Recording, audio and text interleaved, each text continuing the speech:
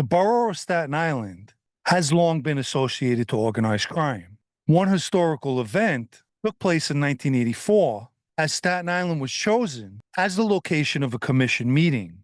On May 15, 1984, FBI agents received a call from one of their informants, telling them a commission meeting was going to take place. Prior to this, the FBI has never been able to conduct any type of surveillance involving a meeting with commission members. Initially, the agents were skeptical about the information and figured the informant had been given bad intel. It wasn't until the informant told them what the meeting was about, which was construction, that they took it serious. At the time, 4 out of the 5 families were heavily involved in the pouring of concrete and had formed what became known as the Concrete Club. Historically, wise guys living in Brooklyn began moving to Staten Island in droves following the completion of the Verrazano Bridge in November 1964. Many of these members would conduct their business in the other boroughs and return to their families on Staten Island. However, mob business eventually took place on the streets of Staten Island as well. Like, for instance, on May 22, 1973, 3 Gambino associates, John Gotti, Angelo Ruggiero, and Ralphie Gallione, entered Snoopy's Bar at 1149 Castleton Avenue in Port Richmond, Staten Island. After a brief scuffle, Gallione shot James McBratney to death. McBratney was accused of abducting and killing the nephew of Carlo Gambino. In August 1981, the Banano family experienced internal strife and began cleaning house. One of their captains, Sonny Black Napolitano, had disappeared. On August 12, 1982, Napolitano's remains were discovered in a swampy area off South Avenue in the Arlington section of Staten Island. On April 30, 1987, at around 4:30 a.m., a Staten Island resident was walking past Paul's Sweet Shop, located at 44 New Dorp Plaza in New Dorp, Staten Island. The person noticed the store's door was wide open and notified the police of a possible robbery. When the police entered the basement of the store, they found William Saccone, who was shot 5 times. The day before, Saccone was standing in the doorway of an Ozone Park florist when he pulled out a gun and fired a shot in the direction of John Gotti, who was outside his social club. During the 1990s, Banano associate Frank Gangi gave up a burial ground used by Banano member Tommy Patera. The area was located in the 814-acre William T. Davis Wildlife Refuge, where Patera buried at least 6 victims. On July 2, 2009, at 4:30 a.m., Banano member Anthony Secafico was waiting for an express bus outside Alyssa Way on Arthur Kill Road in Staten Island. A shooter stepped out of the shadows and shot him 7 times, and Secafico was pronounced DOA at the hospital. The following Staten Island murder, although not mob-related in nature, did involve the acting boss of the Gambino family. On March 13, 2019, sometime after 9 p.m., 24-year-old Anthony Camello, after crashing his truck into a Cadillac SUV belonging to Frank Cali, shot Cali several times. Cali also died on his way to the hospital. Days after his murder, a meeting took place on Staten Island involving over 6 Gambino captains and members. They would be discussing Cali's murder and who they thought was responsible. But just days later, on March 16th, Anthony Camello would be arrested for the death of Frankie Cali, removing any doubt that it was a mob hit. When it comes to the Gambino family, Staten Island is an area where much of their aggravation took place.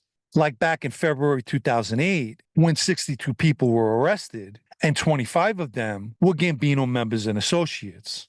The downfall of the Gambinos came by way of Staten Island resident Joe Vallaro, better known as Joe V. Vallaro owned trucking companies as well as a cement company, and the Gambino family began putting their hands in his pocket by means of friendly extortion. Between 2005 and 2006, NASCAR executives began negotiating with builders for the construction of a 3/4-mile racetrack on the west shore of Staten Island. The initial stages of the project required backfill, which Vallaro's trucks would transport. The Gambinos even have Vallaro hand over $18,000 to employees of the International Speedway Corporation. most likely in the form of a bribe. Nonetheless, that entire project would be nixed. The trouble for the Gambinos, unbeknownst to them, really began in 2004 when Valero was the target of a state investigation and was pulled over with a kilo of cocaine in his car, at which time he immediately began cooperating and agreed to wear a wire for the FBI, one he used to record numerous members of the Gambino family. Valero and his wife owned a well-known restaurant, Old Doc's, in the Tottenville section of Staten Island. Following the February 2008 arrest, Valero entered the Witness Protection Program. Staten Island is also home to many mob-related restaurants, too many to mention, but to name a few, the Roadhouse on Clove Road is a known West Side place. Bella Mama Rose on Morningstar Road is a Banano Gambino joint venture and owned by former Banano consigliere John Porky Zancocchio and Gambino captain Frankie Camuso. Cafe Luna on Highland Boulevard is a Gambino-related restaurant. Nucci's, which may have closed down, was on Arthur Kill Road and owned by Paul Montella, who during my time was a West Side associate. The Town Deli on Arthur Kill Road is a Banano spot that happens to serve good food. Zio Toto is a Gambino-associated restaurant. Campagna, which has several Staten Island locations, is West Side owned. Banano-associated pizzeria, The Square, was once involved in a sit-down with the Colombo family, who accused them of stealing the recipe from the infamous L&B Spumoni Gardens in Brooklyn. The Royal Crown Bakery and Cafe is Gambino-associated and was once involved in sit-downs as well between the Gambinos and the Colombo family regarding the Colombos attempting to extort the owner. Bocelli Restaurant on Highland Boulevard came into the spotlight on December 16, 2015, when the FBI had the restaurant under surveillance because the Banano family was holding their annual Christmas party there, as the following pictures show.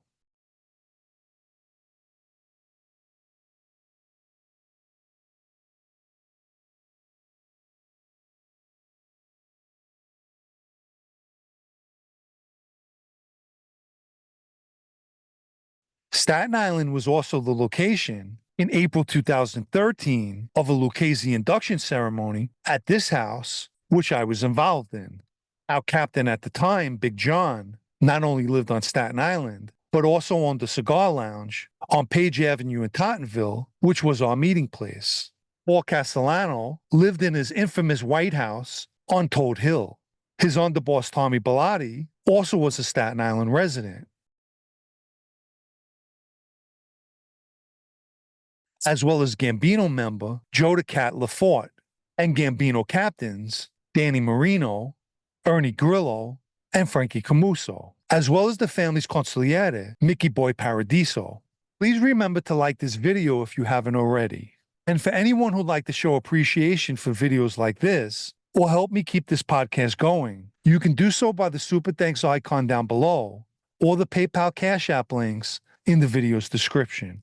Colombo Captain Joey Amato, who presently lives in New Jersey, but during my time lived in Staten Island. We would meet in Bloomingdale Park in the Princess Bay area to take his dog for a walk while we talked. A few of those talks had to do with a woman that Joey was dating and their recent breakup. During one of our meetings, he told me that he put a GPS tracking device under the woman's car in order to track her movements. After telling me that he paid for it with his credit card and tracked it from his phone and computer, I strongly suggested that he remove it, advice that he never took heed to. In November 2016, the GPS was discovered under a Staten Island bus during a routine maintenance inspection at the Yukon Bus Depot in Staten Island. The woman obviously found the device and either placed it under the bus or had somebody do it for her.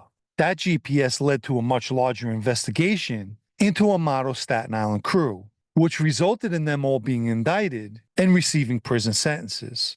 Much can be said about Staten Island's connection to the mob, as members of all 5 families live and operate on the island, which is often referred to as Mafia Island.